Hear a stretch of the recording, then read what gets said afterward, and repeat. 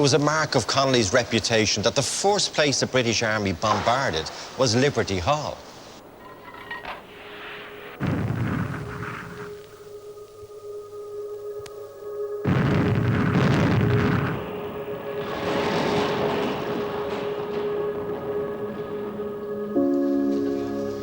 If you're in any doubt of James Connolly's greatness, Michael Collins, a minor player here in the G.P.O, said, "I would have followed him through hell."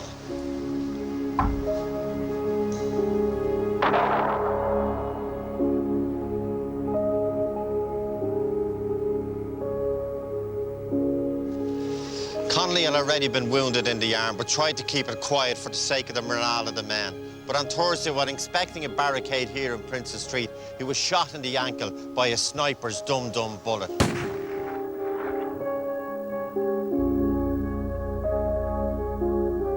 He was revered by our other heroes. Pearse wrote, "Connolly is wounded, but still the guiding brain of our resistance."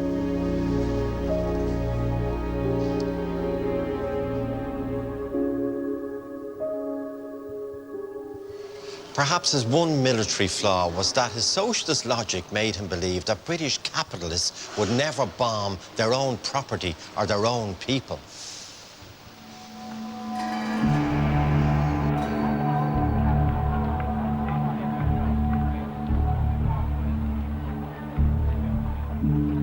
After 4 days of military bombardment, the injured Connolly was carried off down Henry Street towards Moore Street.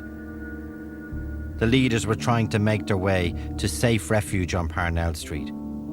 They never made it. On Saturday morning, they surrendered here in Moore Street. Patrick Pearse's handwritten surrender had to be countersigned by James Connolly so that his Irish Citizen Army forces would respect the decision. The course of Irish history changed forever that week because of the great James Connolly and what happened on the streets of Dublin. And his daughter Nora later recorded her own evocative account. When we came to O'Connell Street, we could hardly keep the tears back. It was in ruins, the smell of burning almost unbearable. The General Post Office was open to the sky. All around it, buildings were down, but its four walls stood.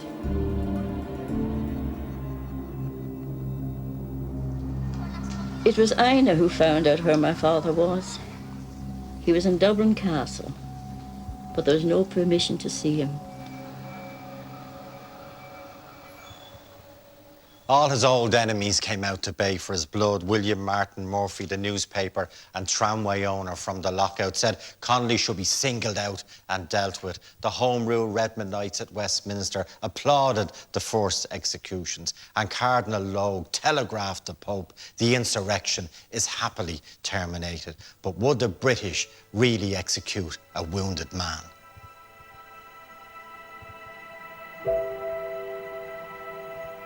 Morning after morning brought news of executions. It was a long, drawn-out agony. All day long, every day, wondering what names of our newly dead we would read tomorrow. It's fascinating to read the editorials in the Irish Times and the Irish Independent for the days and weeks after the Rising. For example, the Irish Times editorial on the morning of May the 12th, the editorial said the British government had found it imperative to inflict the most severe sentences on the organisers and commanders who took the active part in the fighting. Any other course, according to the Irish Times, would have been treachery to the Empire, to its allies, and treachery above all to the loyal citizens of Ireland.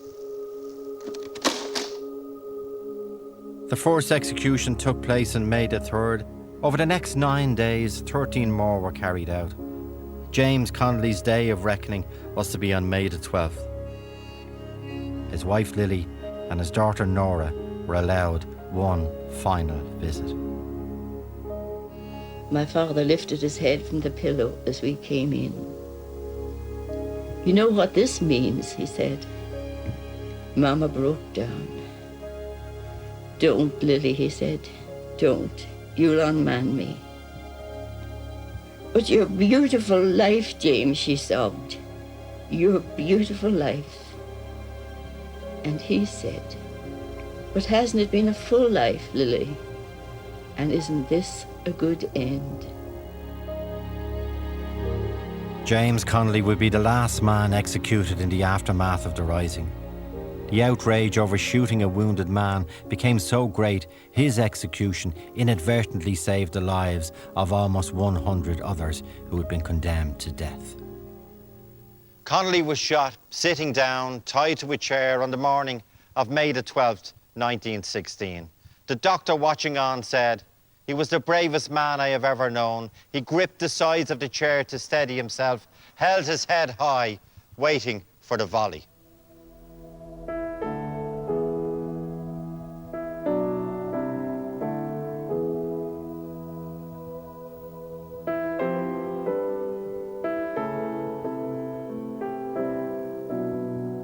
James Connolly was the greatest Irish person who ever lived. Above all, he believed in treating the ordinary worker not as a commodity for sale, but with respect and dignity. And others may label him a communist or a socialist dreamer, but above all, he believed in one big vision, a better society for all, throughout his entire unselfish life. And if that is not greatness, I don't know what is.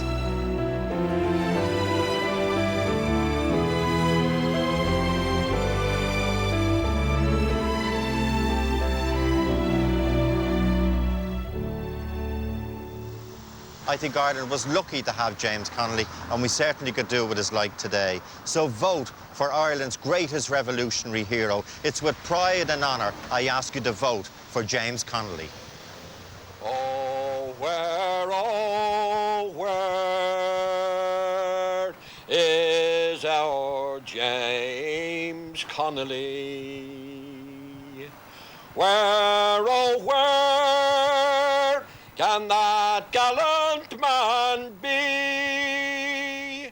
If you agree with Joe Duffy and want to vote for James Connolly as Ireland's greatest, call 1513 71 7103 or text GREAT followed by the number 3 to 53125. Viewers in Northern Ireland can also text 53125 or call the number on screen. Or you can vote now for Michael Collins, Bono, John Hume or Mary Robinson using their vote numbers on screen. Full details are on RTE Airtel page 197 and online at rte.ie/Ireland's Greatest. Voting will close during the Late Late Show on Friday the 22nd of October when the final results will also be revealed.